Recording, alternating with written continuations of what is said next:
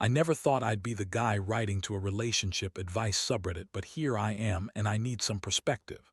I've always been straightforward: trust, honesty, loyalty. That's what I believed in. My wife, Sarah, was the same. We met in college, built a life together, and I thought I knew everything about her. Until recently. It started with little things. She'd be on her phone more than usual, slipping away to urgent work emails late at night. She'd blush if I caught her staring at her screen too long. I brushed it off at first. Everyone has their secrets, right? But then I noticed her phone was suddenly locked with a passcode I didn't know. Not the end of the world, but it made me uneasy. I'd ask about her day and she'd dismiss it or change the subject. Still, I trusted her. I told myself I was paranoid. Until last week, when I got a call from the hotel she was supposedly staying at during her recent business trip. I'd always trusted her story. She'd been gone 3 days. I called the front desk to confirm her reservation. The woman on the line hesitated, then said there was no such booking under her name. My stomach sank. I asked for the room number. When I looked it up online, I saw pictures of the hotel, the room, the view. Nothing seemed suspicious at first. But the location was different from her usual hotels, the one she'd claimed to be at. The first red flag hit me hard. I called her that evening trying to act casual. "Hey, how was the trip? Did everything go smoothly?" I asked. She hesitated for a split second, then said, "Yeah, it was fine. Just a lot of late nights with the team." I could hear her breathing, quick and shallow. Something was off. Then she mentioned she'd had to meet her boss, Mark, in a private room for some last-minute work. That was strange. I never liked Mark. He always seemed to eye her a little too long when he thought no one was looking. I remembered seeing him glance at her during meetings, that subtle smirk he always wore when he thought no one was watching. The way she'd brushed off my concerns about him made my skin crawl. But what really set me into motion was the security footage I managed to get when I asked around at the hotel's front desk. I've been suspicious, so I hired a private investigator. The footage was crystal clear. It showed Sarah and a man, definitely Mark, sneaking into a secluded part of the hotel at midnight. The hallway was dim, the door slightly ajar. I saw her slip inside without knocking, her heels clicking softly on the carpet. My heart pounded. It hit me like a punch to the gut. The hotel was supposed to be for work. She lied. The whole story was fabricated. I kept replaying the footage, watching her lips move as she whispered something to Mark, then the way her hand brushed his arm before she disappeared behind the door. I could feel my fists tighten. My entire world flipped upside down. How long had this been going on? Weeks? Months? I couldn't wrap my head around it. I'd trusted her. I'd believed she was faithful. But now I was staring at undeniable proof. The worst part wasn't just the betrayal. It was the feeling of being played, like I'd been blind this entire time. My stomach churned, and my palms went cold and sweaty as I stared at the damn screen. I couldn't just confront her without a plan. That would be too easy. She's cunning. She's good at lying. I needed to be smarter. I needed to make her pay for this. But I also needed to figure out what the hell I was going to say. My mind was racing, trying to process the images I'd seen.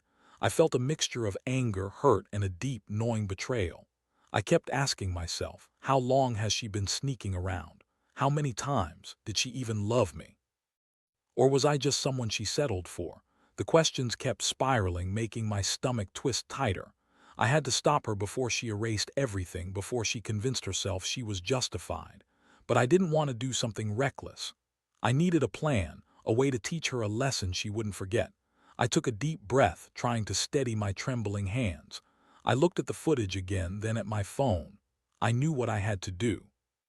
I had to turn this into something she'd regret, something that made her feel what I felt when I found out.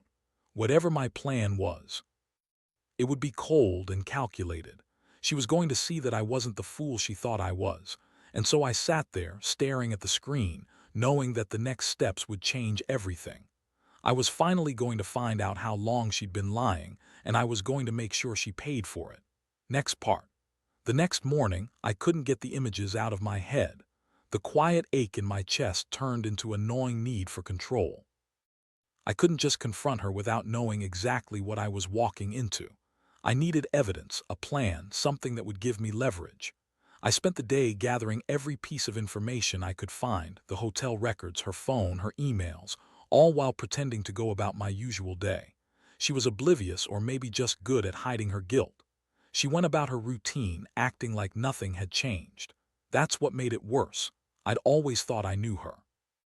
I thought she was honest, dependable. Now I saw her in a different light, calculating, manipulative, dangerous even. That night I sat her down in the living room. We had a beer. In silence, her eyes flicked to me occasionally like she was trying to gauge my mood. I kept my voice calm even though every nerve in my body was tense. So, I started. You said you were at the hotel for work during your trip last week. Care to explain why I found no reservation under your name? I watched her face change. Her lips pressed into a thin line and she swallowed hard like she was trying to hide a lie. I told you I was with the team. It was a big project. Maybe the reservation got mixed up. Her voice was steady, but I saw the flicker of panic in her eyes. Not enough. I've been waiting for her to slip to give herself away. No, I interrupted. You lied. I saw the footage. You were sneaking into a private room with Mark. You lied about everything. How long has this been going on? My voice cracked slightly, but I kept it steady. I needed her to know I wasn't fooling around anymore. She looked stunned for a second, then her face hardened. Look, it's not what you think. We're just colleagues. It's nothing serious. She crossed her arms, trying to block me out, but I'd seen her guilty and I knew better. Nothing serious, really. Then why hide it? Why sneak around like a bunch of teenagers? I pressed, feeling my fists clench. The room was thick with tension. How long has this been happening? Are you even sorry? She hesitated before finally speaking. It's just a mistake I regret. It's over now. Her voice was almost pleading, but I didn't buy it. Not anymore. I needed to respond, but I was too angry to speak rationally. I stood up, feeling the blood rush to my head. Don't bother, I've seen enough. I turned away, my mind already racing through what I had to do next. The plan was obvious now. She had to feel the consequences. I wasn't about to let her get away with this, but I had to be smart about it. I decided that I'd lure her into a false sense of security, then hit her where it hurt the most.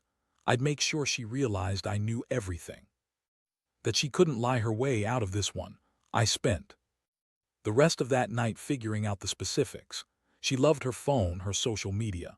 I knew she'd be checking it, maybe venting or covering her tracks. I set up a discreet tracker on her phone, just enough to monitor her messages without her noticing. I wanted to catch her in the act if she slipped again. I also downloaded all the evidence I had, screenshots, hotel receipts, the footage, and stored it securely. I was going to make this personal. I wanted her to see that I wasn't just some naive husband. I'd learned her lies, and now I was ready to make her pay. The moment I'd been waiting for was coming, and I could feel it in my bones. But I still needed to decide how I'd confront her.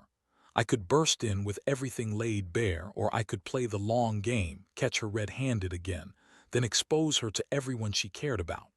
Either way, I knew this wasn't going to end quietly. Not anymore.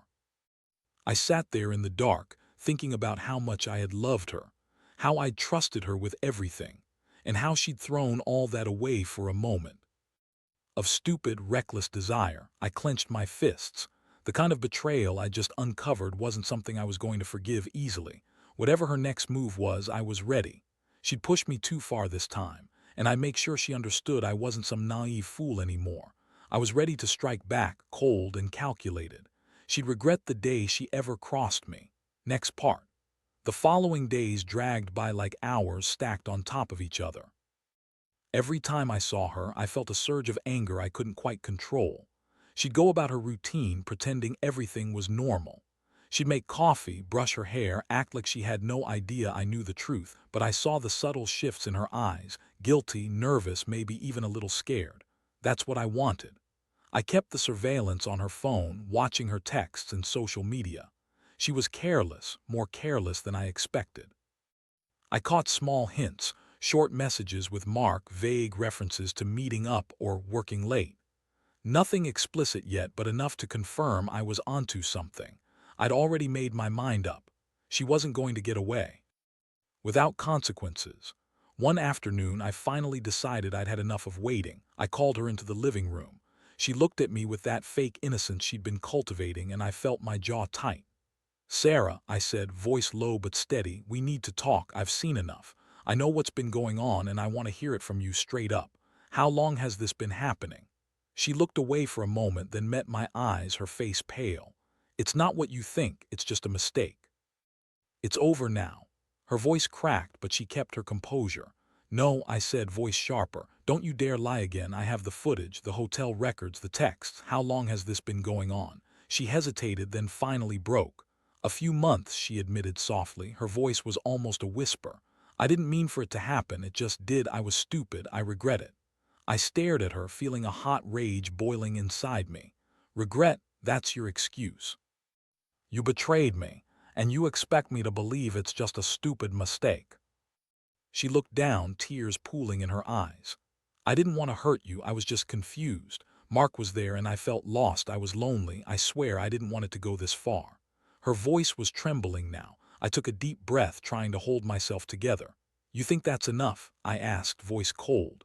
You think I'm just going to forgive and forget? You lied to me about everything, Sarah. About your meetings, about where you were. You snuck around behind my back. And you want me to just forget it? She looked like she wanted to say something, but no words came out. Instead, she just stared at the floor, tears spilling over. I felt my stomach twist. I'd loved her. I'd trusted her. And she'd shattered that trust like glass. In that moment, I decided I couldn't keep pretending everything was okay. I had to act. I had to make her understand this was a line she'd crossed and I was done being the fool. I needed revenge, something that would hit her where it hurt more than words ever could. I told her to sit down. She looked at me like I was a stranger now, my face cold and hard. I outlined my plan, trying to keep my voice steady but firm. Here, what's going to happen, I said. You're not going to keep lying. You're going to leave tonight, pack your things, and I want you out of this house. I don't want to see you for a while. And while you're packing, I'm going to make sure everyone knows what you've been hiding. Your boss, your friends, your family, all of them. You'll see what betrayal really looks like. Her eyes widened. You're serious? You're going to do that? Oh, I'm dead serious, I said. You want to play dirty? Fine. I'll give you a taste of what it feels like to be betrayed. That night I prepared everything meticulously. I printed out all the evidence I had, screenshots of her messages, hotel receipts, copies of the footage, everything. I left her a note on the table, meet me at the door, and don't try to run. When she came home from work, she looked stunned, probably expecting some sort of apology or plea. But I was done. I handed her the file with all the evidence, then told her to pack her things. Her face was white as a sheet. She tried to protest, but I cut her off. You had your chance to be honest. Now I'm done, I said coldly. You can take your stuff and leave, and don't bother trying to contact me. I've got everything I need. She broke down, crying openly now, begging me to forgive her, saying she'd do anything to fix things. But I was beyond that. I'd reached my limit. I handed her the keys, turned away, and watched her disappear through the door, her sobs echoing behind her. As she drove off, I felt a weird mix of relief and emptiness. It was done. The betrayal was out in the open, and I'd taken back my power. In the cold, silent house, I finally allowed myself to breathe. I'd lost her, yeah, but I'd gained clarity. The trust was gone, but I was still standing. And that's what I want anyone reading this to remember. Sometimes, you have to cut your losses and walk away. No matter how much you loved someone, betrayal is a line you don't cross without consequences. Next part. The days after she left felt like they stretched into an endless gray fog. I stayed in the house, alone with my thoughts, but I knew I had to get moving. Sitting around feeling sorry for myself wasn't going to fix anything. That was when I started planning my next moves, cold, calculated, and precise. Revenge wasn't just about hurting her. It was about reclaiming my dignity, my sense of control. I spent hours going over everything I'd collected. The evidence was airtight. The hotel footage, her private messages, the receipts, all neatly compiled on a hard drive I kept hidden. I knew I couldn't just blow everything up publicly without a plan. Instead, I wanted to hit her where it hurt most, her reputation, her pride, her sense of security. First, I reached out to a couple of her close friends, people she trusted, people who she thought would never betray her. I didn't tell them everything up front. I wanted to see how much they knew or suspected. I just dropped a few hints like, "Hey, I found out some things about Sarah that I think you should know," and waited. One friend called me back, stunned. "Wait, you mean she's been cheating on you with Mark?" I had no idea. Honestly, I always thought something was off, but I didn't want to get involved. "Exactly," I said. "I want you to hear it from me first, but I also need your help. Don't tell her I told you, but I want her to believe her world is crumbling. I want her to feel what it's like to be betrayed by everyone she trusts." Some of them were hesitant, but I convinced them, told them I just wanted her to see the consequences, not do anything crazy. That was a lie, of course. I was already planning how to take this further. Next, I made a few discreet phone calls, contacts I'd kept from the past, a couple of friends in the business community. I started planting rumors, small ones, about her professional reputation. I knew she depended heavily on her job and her social circle. I wanted her to see her world falling apart from every angle. Meanwhile, I also contacted her boss, Mark. I was careful about it. Not overtly confrontational, more like a casual mention that I knew what had been happening. I wanted him to get nervous, to realize I was onto him. I told him I'd be watching, that I had all the evidence, and if he wanted to keep his job and her, he'd better back off. That evening, I sat in the dark, watching her social media profile. I knew she'd be checking it, trying to see what I'd done. Sure enough, she made a few vague posts about betrayal, about being misunderstood, about mistakes she couldn't undo. Watching her spin stories, I felt a strange satisfaction. She was unraveling, and I was the one pulling the strings. I had one final piece to execute, something I'd been planning for a while. I created a fake email account, set up a profile, and started messaging her secret admirer. I kept it vague, hinting that I knew everything, that I was watching. I made sure the messages seemed convincing enough to freak her out. Her responses were hesitant at first, then increasingly paranoid. She kept asking who it was, why I was doing this, but I didn't respond directly. I made her question everything she thought she knew about her life. That night, I laid everything out. I'd taken her dignity, her reputation, her sense of security, and I'd handed it all over to her, piece by piece. She was already crumbling, and I knew it. The final nail in the coffin would be the moment I confronted her face to face, or, better yet, when she realized her phone was compromised and she had no idea I was watching her every move. I knew this was the beginning of her downfall. I'd set her up, and she had no idea. That's what revenge was, removing her from her comfortable little bubble, exposing her secrets, making her feel vulnerable and helpless, just like I'd felt when I first found out. I sat back, took a deep breath, and felt a strange calm. I'd done everything I could. Now I just had to wait. The slow burn of her unraveling was already giving me a sense of satisfaction I didn't expect. It was justice, in a way. I realized I'd never want to go through this again, but at least I knew how to fight back. And honestly, that felt better than any apology or making up ever could. I was reclaiming my life piece by piece. Next part. A week went by, and I watched her world slowly crumble from the sidelines. Every day I saw her posting vague, sad statuses, messages about betrayal, trust broken, loneliness. She was panicking, no doubt about it. I kept my distance, letting her stew in her own guilt while I stayed behind the scenes, orchestrating the final act. One night I finally decided it was time for the confrontation. I hadn't spoken to her directly since I handed her the evidence. I didn't want her to see my face. Instead, I set everything up to meet in a public place, an empty parking lot late at night. It was quiet, just enough privacy to confront her without witnesses. I wanted her to feel exposed, vulnerable. I parked my car in the shadows, hidden enough to see her approach. She looked tense, her face pale, eyes darting nervously. She was dressed like she knew she was about to face something serious. When she saw my car, her steps hesitated for a second. "Sarah," I called out softly from the car window. She froze, then slowly walked over, her lips trembling. I kept my voice calm but firm. "You've been busy," I said. "Hiding, lying, sneaking around. I've known everything for a while. Now the hotel footage, the texts, your secret admirer. I even set up a little surprise to see how you'd react." I handed her a USB drive. "All the evidence. It's time you see what I've been doing." Her eyes widened, and she reached for the drive. Her hand trembled as she looked at me. Please, I never meant for you to find out like this. I was stupid. I was lonely. This doesn't have to ruin everything." "Oh, I think it does," I replied, voice heavy with anger. "You lied to me for months. You betrayed my trust, and you think a stupid apology is enough. You think you can just walk away after all this." She looked down, tears spilling over her cheeks. "I love you. I made a mistake, but I want to fix it. Please don't do this."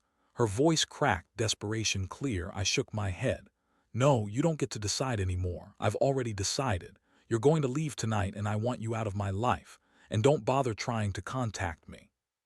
Your reputation's already in the trash, but I'm going to make sure everyone knows what you really are." Her shoulders sagged and she whispered, "What are you going to do? Tell everyone that's not fair." "Fair? You want fair? You lied, cheated, and sneaked around. That's what's not fair, but I'm not just going to send you packing. I'm going to make sure everyone knows what kind of person you really are." I paused, then added, "And I'll be watching, always." She looked at me, defeated, tears streaming down her face. "You really hate me now." I took a breath, feeling the weight of everything I'd built up. "Yeah, I do, but mostly I hate what you did to us, and I'm not going to let you get away with it." That night I followed through on my plan. I handed her her essentials in a bag, told her to take her things and go. She left without a fight, just tears and silent sobs. I watched her get into her car, then drove away, knowing I'd done what I needed to do. In the quiet that followed, I felt a strange mix of relief and emptiness. A part of me was hollow, but another part felt alive, free again. I finally had control over my life. I turned the tables, exposed her lies, and made her see she couldn't keep hiding behind her fake smiles. Walking back into the house, I closed the door behind me and took a long breath. I knew this wasn't just about revenge. It was about reclaiming myself. She'd betrayed me, yes, but I hadn't let her win. I'd taken everything back one step at a time. Looking at the empty space where she'd been, I realized that sometimes you have to cut out the poison to heal. And I was finally starting to do that. Next part. The days that followed were strange. The house felt quieter, emptier somehow, but also lighter. I'd spent so much time obsessing over her betrayal that I'd almost forgotten what it was like to breathe freely. Now, with her gone, I finally felt a sliver of clarity, like a fog had lifted from my mind. I knew I'd need some time to process everything. The shock, the anger, even the relief. It was a whirlwind. I also knew I had to do something concrete to close this chapter. I went to the lawyer, handed over the evidence I'd collected, and filed for divorce. It was a simple, straightforward process. No long drawn-out battle, just the recognition that this relationship was beyond saving. I wanted to move on, clean and clear. When I handed over the keys and signed the papers, I felt a strange sense of finality. That was it. It was over. No more lies, no more betrayals. Just a clean break, leaving the past where it belonged. I looked her in the eyes one last time as I handed her the documents. "Goodbye," I said quietly. "I hope you find what you're looking for, but for me, it's done." Walking out of the lawyer's office, I felt a weight lift.